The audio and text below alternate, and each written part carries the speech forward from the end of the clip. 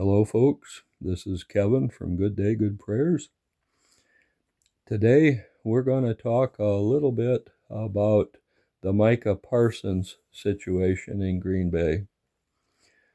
When you have high-priced players on your team and they get injured, you lose a lot of salary in the sense of the amount that is on the field for you.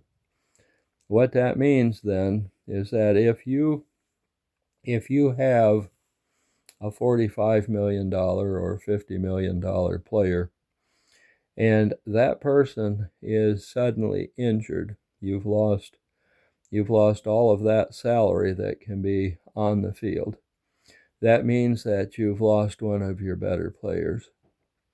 Now, in some cases, there are various franchises that can afford that, but not every franchise can.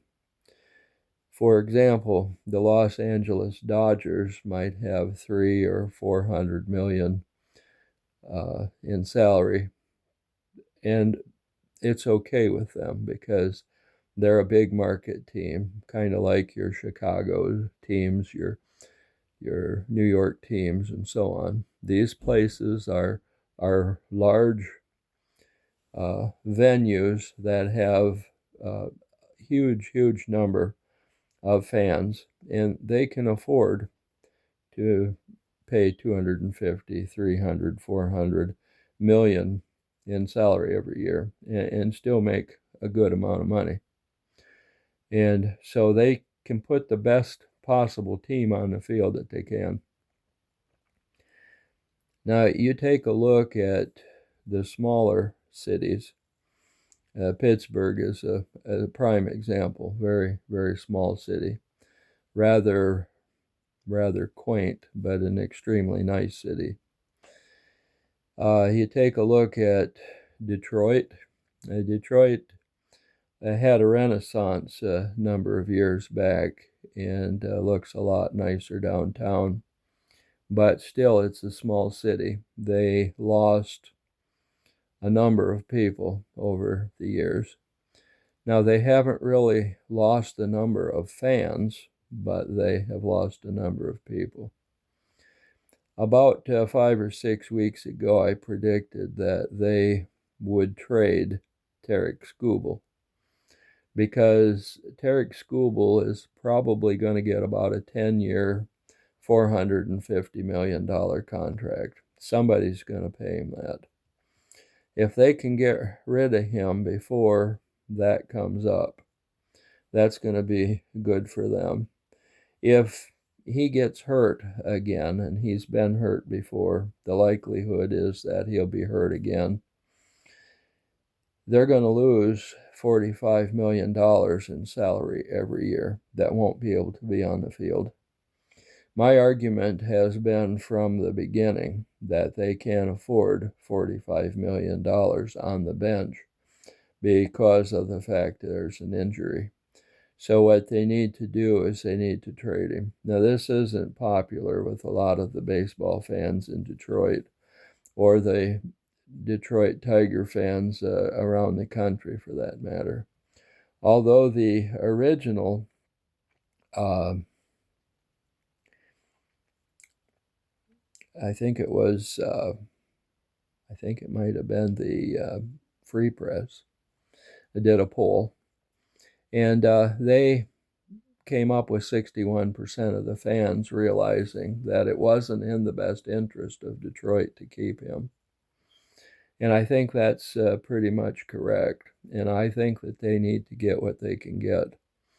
If they had 2 pitchers that were starters that they could put in place of him, I think that would be an awful lot better for them because of the fact that even though he does very well with the strikeouts, even though he wins a lot of games, 2 pitchers can win as many, if not more, than he did. He had 13 victories this year. And I believe that 2 $20 million players can each get 10 or 11 wins, and that's actually more wins in the long run. Now, some of his other ratings may not be there with those two pitchers, but they could ultimately win more games, and that would be a help for the Tigers, I do believe. So I'm going to say, and I'm still going to say, that they're going to try to trade him. They're going to wait. It'll either be late in the spring, maybe even after the spring training starts, or it might be closer to the trading deadline. But at some point in time, they're going to trade him for something. A lot of people are saying, you know what, if he could go from March into the end of July and pitch for the Tigers and then trade him, that would be good. I'm going to tell you something. If they go ahead and they pitch him this year and he gets hurt, then they're out everything. Yeah, he won't be playing for another team, but it's going to be a problem in the long run. I still believe that the avenue is they have to trade him. A small venue team like Detroit cannot afford one $45 million player. Well, then people say, well, the Lions have Jared Goff and they have Aiden Hutchinson, and both of those guys are making big incomes, and that is true. But the fact is that that team and the teams in the NFL are making a lot more money. There's profit sharing, there's television contracts and radio contracts and all kinds of other contracts that allows them to make a lot more money than baseball does. And so you have your high-priced teams out there, and the high-end teams will share some money with the lower-end teams, but it doesn't allow the lower-end teams to make a profit. Eventually, if you are an owner and you're not making a profit, you're going to get rid of that team. Just because there is a sale of a team doesn't mean that the team is better. What it ultimately means is that the team is in different hands. That can be good, that can be bad. We saw what happened with Mike Ilitch, Chris's father. What happened? Well, he was out there and he was bringing in all of the players. He had 3 guys at least that were Cy Young Award winners on the starting staff, and 2 other guys who were high-end players. And even with that, the Tigers couldn't win.